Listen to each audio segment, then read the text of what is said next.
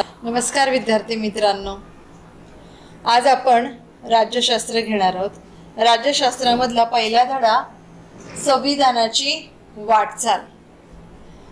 विद्यार्थी मित्रांनो, आपण इयत्ता 9वी पर्यंत राज्यशास्त्राच्या आतापर्यंत या धड्यांमधनं शासन संस्था, स्थानिक शासन संस्था या सगळ्यांचा अभ्यास पाहिलेला आहे। भारतीय संविधानातली मूल्य आणि त्यातून व्यक्त होणारे स्वातंत्र्य, त्यांची उद्दिष्ट, हक्क, ह्या सगळ्या गोष्टी आपण आतापर्यंत पाहिलेल्या आहेत।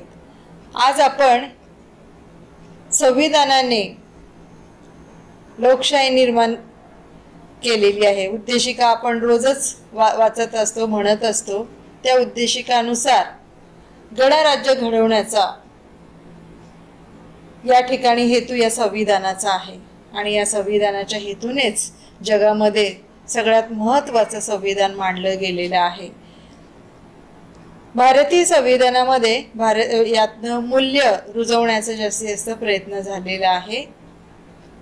या मूल्यांच्या आधारावरती भारताने इतर देशाची म्हणजे आंतरराष्ट्रीय देशाची संबंध राखले, प्रस्थापित केले आणि स्वतःचे एक वेगळं स्थान भारताने अबाधित ठेवलेलं आहे। आणि म्हणूनच ही एक मोठी लोकशाही गणली गेलेली आहे, मानली गेलेली आहे। विद्यार्थी मित्रांनो, 26 जानेवारी 1950 या दिवसापासून आपल्या भारतामध्ये संविधानानुसार प्रजासत्ताक, गणराज्य यानुसार राज्यकारभार चालवला गेला आणि आजपर्यंत तो अव्याहतपणे चालत आहे। राजकीय प्रक्रिया, स्थानिक संस्था, नागरिकांचा सहभाग, नागरिकांचे हक्क, मूलभूत तत्वे या सगळ्यांचा अभ्यास, लोकशाही, समानता, न्याय, सामाजिकीकरण या सगळ्यांचा अभ्यास आज आपण या पाठामध्ये पाहणार आहोत। तर पहिला मुद्दा लोकशाहीचा आहे। आता आपण जवळजवळ 5वी पासून लोकशाही म्हणजे काय याची व्याख्या समजून घेत आलो आहोत, पाठ केलेली आहे, ऐकलेली, लिहिलेली आहे, त्याचा अभ्यास केलेला आहे। तर या अभ्यासाअंतर्गत त्यातला पहिला मुद्दा आपला येतोय राजकीय प्रगल्भता। आता नुसती संरचना, लोकशाहीची संरचना असून काम चालणार नाही, तर प्रत्यक्षात व्यवहारात ती संरचना आणणे गरजेचं आहे आणि त्यानुसार ती संरचना प्रत्यक्षात आणून त्याचा कारभार सुद्धा त्या पद्धतीने चालवणं अत्यंत महत्त्वाचं आहे। म्हणजेच काय की ज्या स्थानिक शासन संस्था आहेत, जे नागरिक आहे, यांच्याशी ते जवळून संबंधित येणारं म्हणजे प्रत्यक्षात व्यवहारात आणणं, लोकशाहीची मूल्य ही व्यवहारात आणणं हे खूप महत्त्वाचं आहे। म्हणून त्या संरचनापेक्षाही नुसता सांगणं किंवा स्ट्रक्चर यापेक्षाही प्रत्यक्ष व्यवहार त्यानुसार चालवणं अत्यंत महत्त्वाचं आहे। म्हणून संरचनापेक्षाही व्यवहार, प्रत्यक्ष व्यवहार हा लोकशाहीनुसार झालेला आपल्याला दिसून येतो।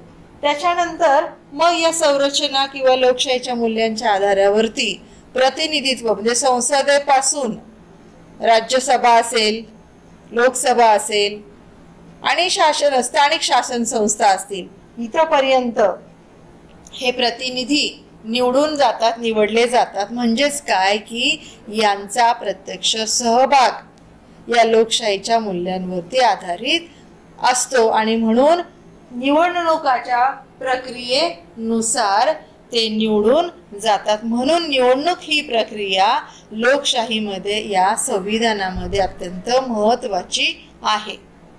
आता याच्यामध्ये निवडणुका ज्या वेळेस होतात, इलेक्शन्स ज्या वेळेस होतात, त्यावेळेस प्रत्यक्ष जो संवाद नागरिकांशी येतो किंवा त्या नागरिकांच्या ज्या समस्या असतात किंवा नागरिकांची जी धोरणं असतात ती जाणून घेण्याचं काम हे प्रतिनिधित्व, जे प्रतिनिधी असतात त्यांच्या मार्फत केलं जातं। म्हणजेच काय की इथे प्रत्यक्ष लोकशाही त्याचं अनुकरण केलं जातं, त्याचा अवलंब केला जातो। आणि म्हणून हे सुद्धा जरी निवडणुका असल्या तर एक मोठं आव्हान निवडणूक घेताना किंवा लोकशाही राबवताना आपल्या समोर असते. मग मतदारांची धोरणं काय काय असतात, त्यात काय बदल होतो, वारंवार निवडणुका होतात. आता भारत देशामध्ये काही कालावधीनंतर ठराविक कालावधी हा निवडणुकांचा असतो आणि त्याच्यानंतर मग त्या निवडणुका होत असतात. मग या कालावधीमध्ये मतदारांची धोरणं काय ठरलेली असतात, बदल काय ठरलेले असतात आणि त्यानुसार मग प्रतिनिधित्व ज्याला द्यायचं त्याला देतात, निवडून देतात. अशा पद्धतीने प्रत्यक्ष जी लोकशाही आहे ती निवडणूक या माध्यमाद्वारे आपल्या समोर ती व्यवहारात आणली जाते. नंतरचा पॉइंट आहे किंवा मुद्दा आहे आपला तो मतांचा अधिकार किंवा मताधिकार. हा मताधिकार कोणाला मिळतो? साधारणपणे प्रौढ व्यक्तींना.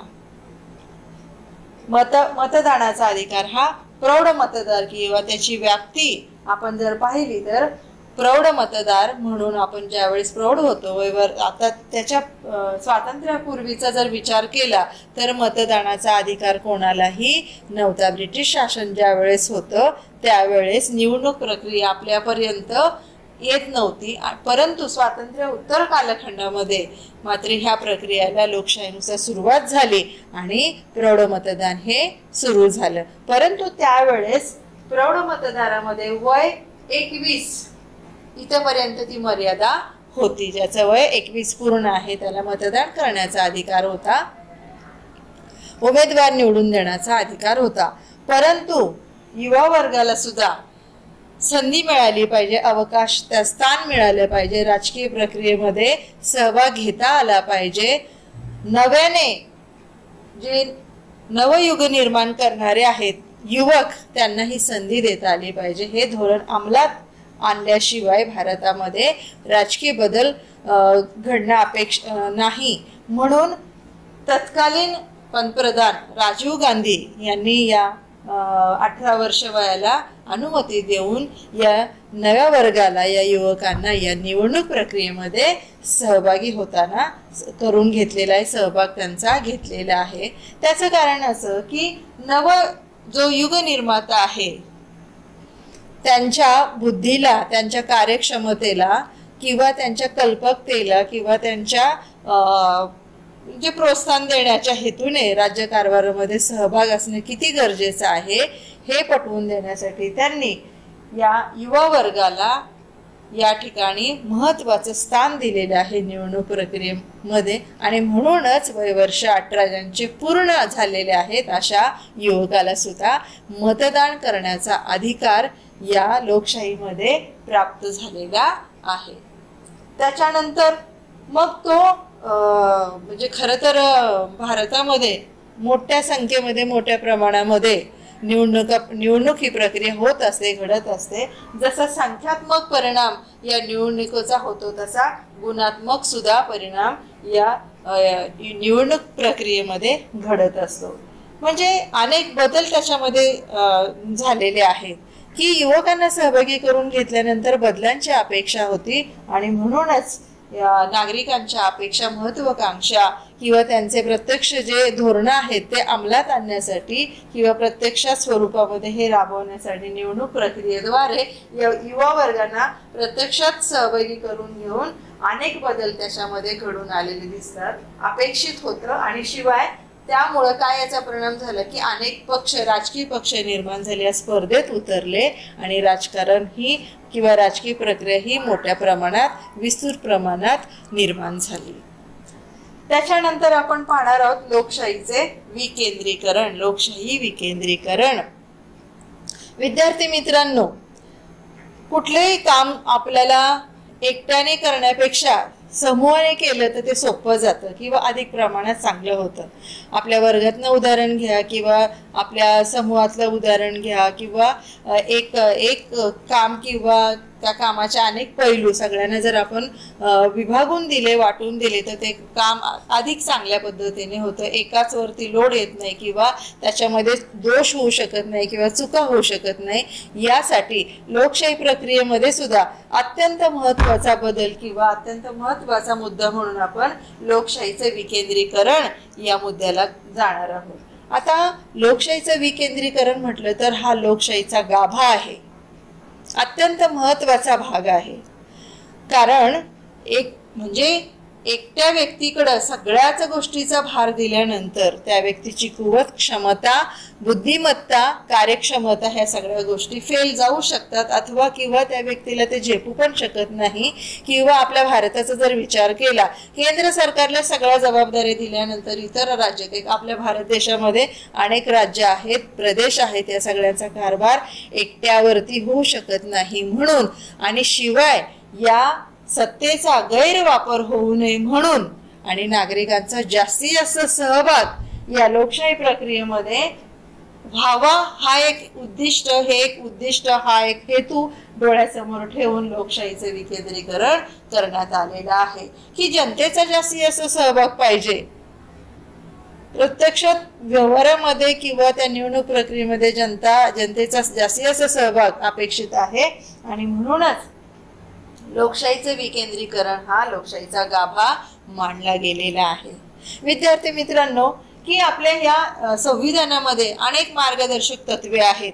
नागरिकांचे हक्क, मूल्य ह्या सगळ्या गोष्टींचा वापर लोकशाहीच्या अंतर्गत थेटपणे किंवा सरळ लोकांपर्यंत ही राजकारण प्रक्रियेमध्ये ह्या लोकशाहीचा वापर व्हावा यासाठी 73 आणि 74 दुरुस्ती कलमानुसार मार्गदर्शक तत्वे ही बदलण्यात आली आणि त्यानुसार लोकशाहीचं विकेंद्रीकरण करण्यात आलं. आणि त्यामुळं पारदर्शकता म्हणा किंवा सत्तेचा योग्य वापर किंवा सत्तेचा सुलभता ही सगळी ह्या सगळ्या बाबी लोकशाहीच्या विकेंद्रीकरणामध्ये येऊ लागल्या आणि देशाचा कारभार, राजकारण किंवा सत्तेची प्रक्रिया ही पूर्णपणे व्यवस्थित सुरळीतपणे पार पाडू लागली.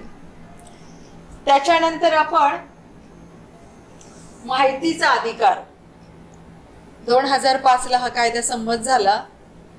तर माहितीचा अधिकार म्हणजे काय की आपल्याला नागरिकांचा सहभाग जास्ती असतं या शासन प्रक्रियेमध्ये. स्थानिक शासन संस्था असेल किंवा शासनाचा जो राज्यकारभार असेल त्याच्यामध्ये प्रत्यक्षपणे सहभाग घेऊन किंवा ती गोष्ट किंवा त्या शासनाचा संवाद घडवण्यासाठी नागरिकाचा आणि शासनाचा संवाद कुठलाही आडपडदा न ठेवता तो नागरिकांना कळावा यासाठी माहितीचा अधिकार 2005 मध्ये संमत करण्यात आला. तर नागरिकाचं सक्षमीकरण, सुदृढ नागरिक आणि भारताची लोकशाही सुदृढ बनवण्यासाठी माहितीचा अधिकार हा अत्यंत महत्त्वाचा मानला गेलेला आहे. तर याच्यामध्ये नागरिकांचा सहभाग आणि शासनाचा सहभाग यांचा सहभागातनं जे संवाद रूपी जे व्यवहार जे घडून येत होते म्हणजे या माहितीच्या अधिकारामुळे मिळाले, तो एक अधिकार मिळाला आणि आपोआपच शासन आणि नागरिक यांचा अंतर कमी झाला आणि सुसंवाद हा जास्त चांगल्या पद्धतीने साधता आला. ह्या दोन वैशिष्ट्यात ही प्रत्यक्षात अंमलात आणणं की पारदर्शकता असली पाहिजे, उत्तरदायित्व असलं पाहिजे, हे एक उद्दिष्ट होतं या माहितीच्या अधिकाराचं. आणि त्यानुसार हे उद्दिष्ट प्रत्यक्षात आणण्यासाठी हा माहितीचा अधिकार निर्माण झालेला, हा कायदा संमत झालेला आहे आपल्या नागरिकांच्या सक्षमीकरणासाठी. मग त्याच्यामध्ये ज्यावेळेस माहितीचा अधिकार निर्माण झाला किंवा हा कायदा संमत झाला त्यावेळेस गोपनीयता कमी झाली, गुप्तता कमी झाली किंवा नागरिकांचा संवाद आणि शासनाचा संवाद किंवा अंतर हे कमी होत गेलं आणि गोपनीयता कमी झाली, पारदर्शकता वाढली. आणि 2000 सालापासून याची प्रक्रिया राबवण्यात आली. म्हणजेच काय की नागरिकांना हक्क बहाल करण्यात आला माहितीचा अधिकार. विद्यार्थी मित्रांनो, हा माहितीचा अधिकार आज हा शब्द आपल्याला काही नवीन नाहीये, आपण पाहतो ऐकतो. म्हणजेच काय की नागरिकांना त्या शासनाचं मत जाणून घेण्याचा हक्क हा नागरिकांना म्हणजे हक्काचा अधिकार.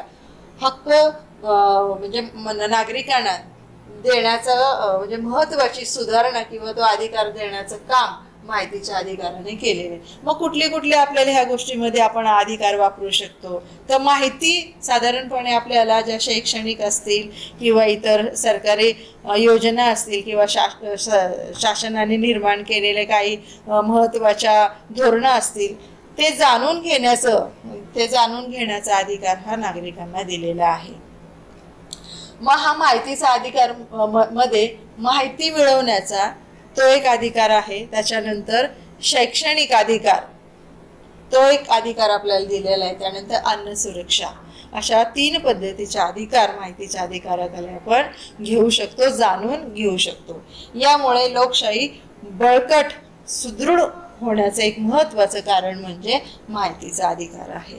तर अशा पद्धतीने आपण आपल्या रोजच्या जीवनामध्ये शासन आणि नागरिक किंवा शासन आणि आपण यांचा अंतर कमी राखून आपल्याला शासकीय धोरणं जाणून घेण्याचा अधिकार आपल्या या माहितीच्या अधिकारामुळे मिळालेला आहे. आणि त्यामुळं लोकशाही आपली सुदृढ बळकट बनण्याचं काम हे या माहितीच्या अधिकारामुळे आपल्याला मिळालेलं आहे. त्यानंतर आपण सामाजिक न्याय व समता हा मुद्दा पाहणार आहोत. सामाजिक न्याय व समता. आता संविधानाचं महत्वाचं उद्दिष्ट हेच होतं, हीच मूल्य महत्वाची होती की समाजामध्ये न्याय व समता प्रस्थापित झाली पाहिजे.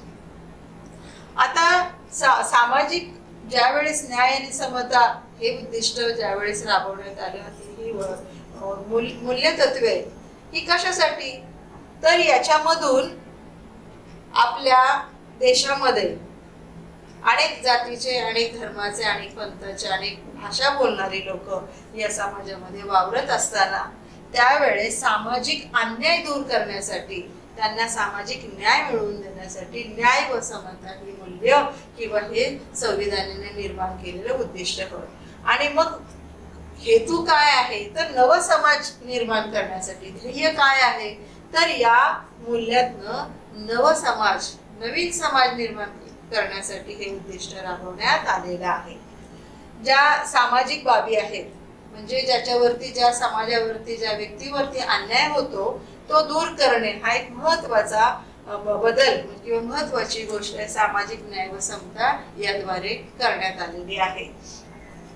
सगळ्यांना समान दर्जा, कोणी श्रीमंत, उच्च, कनिष्ठ, ज्येष्ठ, श्रेष्ठ, जाती, पंथ हा सगळा भेदभाव न ठेवता जात, धर्म, भाषा, लिंग, जन्मस्थान, जन्म ठिकाण, वंश, संपत्ती असतं म्हणजे ह्या सगळ्या गोष्टी श्रेष्ठ कनिष्ठ कुठलाही भेद न ठेवता सर्वांना विकासाची समान संधी या लोकशाहीने, या संविधानाने, भारतीय संविधानाने आपल्याला बहाल केलेले आहे, दिलेले आहे.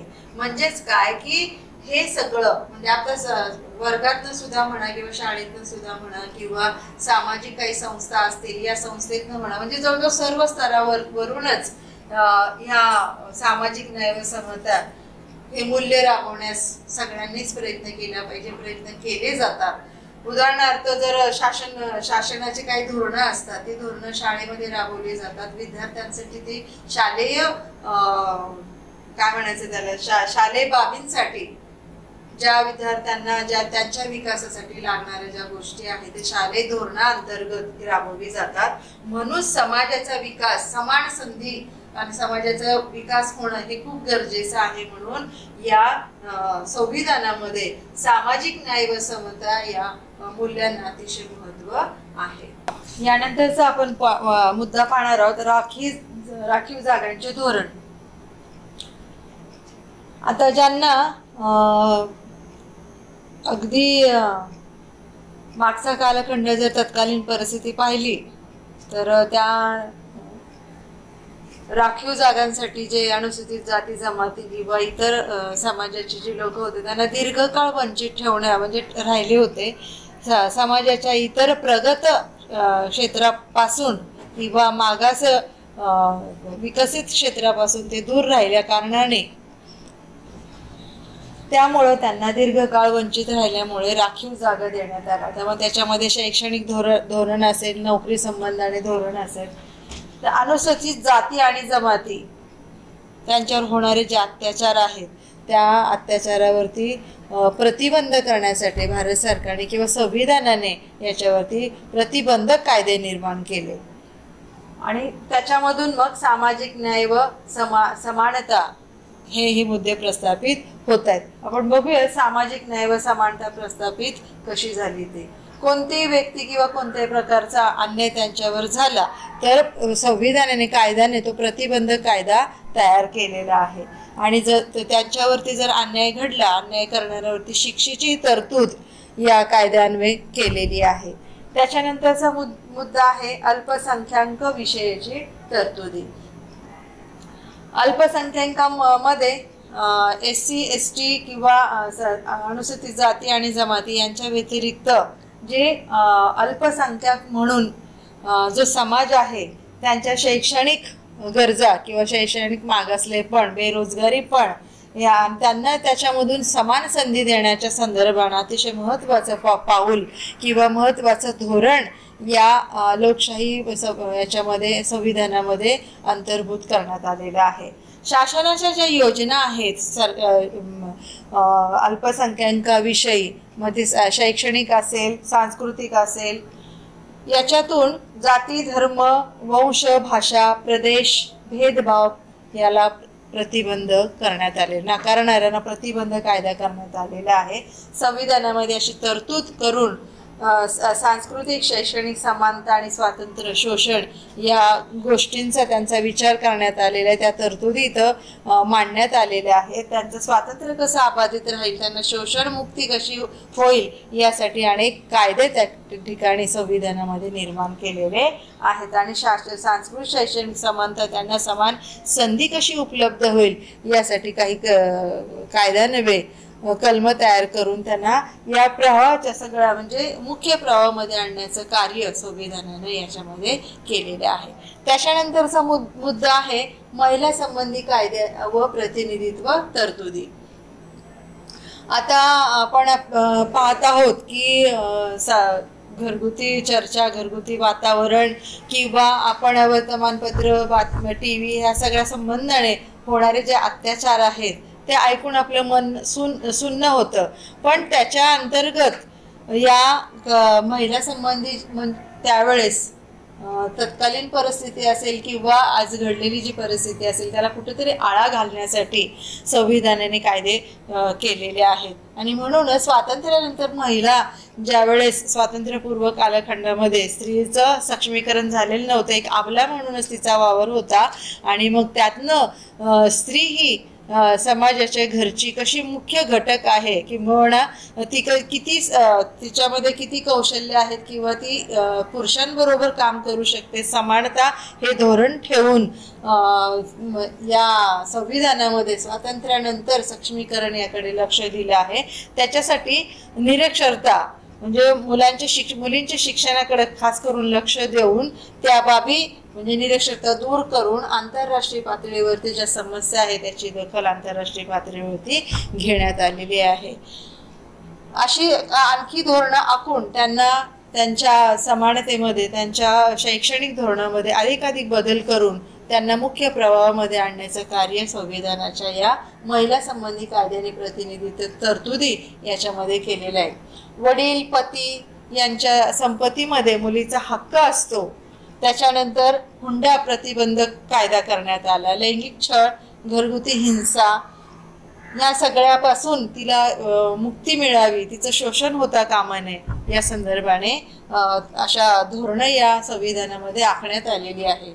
स्वातंत्र्य तिचं जपणं, तिचा विकास करून आणणं, तिला शैक्षणिक तिची बाजू भक्कम करणं, आरोग्याच्या दृष्टिकोनातून बाजू भक्कम करणं, ह्या सगळ्या गोष्टी या संविधानामध्ये महिला संबंधी कायदे व प्रतिनिधी तरतुदी याच्यामध्ये करण्यात आलेल्या आहेत. आणि त्याच्यासाठी 73 व 74 असे कलम दुरुस्त करून ती राजकारणामध्ये तिचं कसं प्रतिनिधित्व राहील म्हणून तिला 33% आरक्षण आणि त्याच्यानंतर संपूर्ण देशामध्ये प्रत्येक प्रदेशामध्ये प्रत्येक राज्यामध्ये तिला 50% आरक्षण देऊन तिला या समानतेच्या प्रवाहामध्ये आणण्याचं कार्य या संविधानानं केलेलं आहे.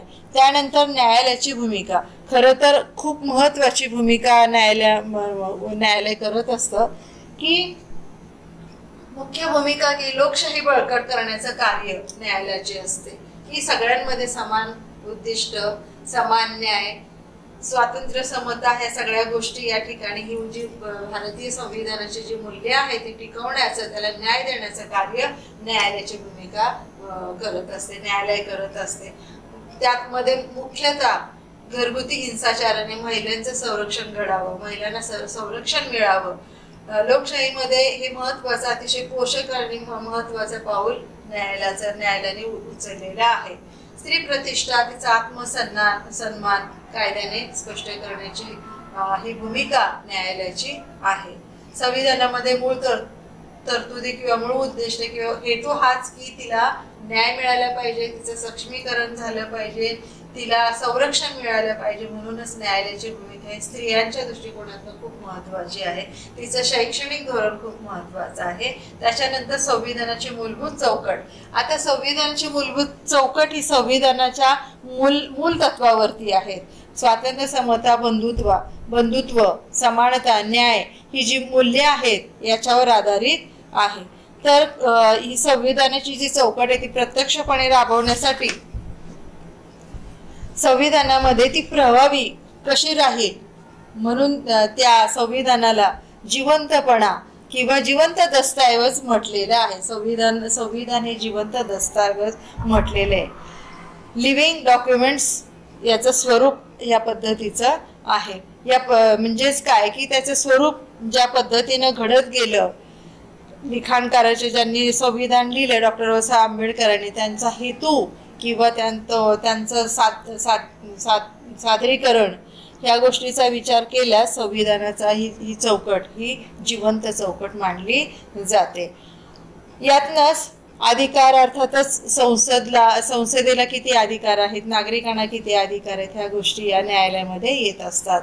संविधानात बदल करताना संविधानाच्या मूलभूत चौकटीला अजिबात धक्का न देता संविधानकाराने ज्या गोष्टी ज्या हेतूनी लिहिलेल्या आहेत, मांडलेल्या आहेत आणि सामाजिक न्याय समता प्रस्थापित करताना ह्या कुठलाही हेतू न खोडता ती व्यवस्थित दुरुस्ती करून ही चौकट अबाधित ठेवण्याचं कार्य संविधानाच्या या न्यायालयाच्या भूमिकेनं केलेलं आहे. त्यानंतर महत्त्वपूर्ण न्यायालयीन निर्णय की संविधानामध्ये मूलभूत हक्काद्वारे नागरिकांना मिळालेले संरक्षण हे अत्यंत महत्त्वाचं आहे. त्या दृष्टीने अनेक निर्णय दिलेले आहेत. न्यायालयाने ज्या काही महत्त्वाच्या विषयावर निर्णय दिले त्याच्यामध्ये बालकांचे हक्क, स्त्रियांचे हक्क, मानवी हक्क, सामाजिक हक्क ह्या सगळ्या गोष्टींचा, या बाबींचा या महत्त्वपूर्ण न्यायालयीन निर्णय या पॉईंटमध्ये होतो. अशा पद्धतीनं आपले हे भारतीय संविधान महत्त्वाचं कार्य म्हणजे एक बळकटी आणण्याचं, लोकशाही बळकट करण्याचं, सुदृढ करण्याचं काम या संविधानाने केलेलं आहे. त्यानुसारच आपण या लोकशाहीची म्हणजे महत्त्व जाणून घेऊन आपण या वाटचालीचा हा पूर्ण याच्यावरती प्रकाश टाकलेला आहे.